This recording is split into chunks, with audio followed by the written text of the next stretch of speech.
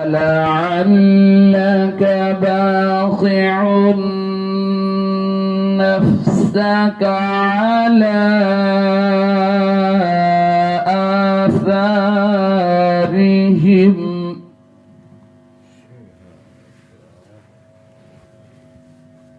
فلعلك باخع نفسك على آثارهم إن لم يؤمنوا بهذا الحديث أسفا.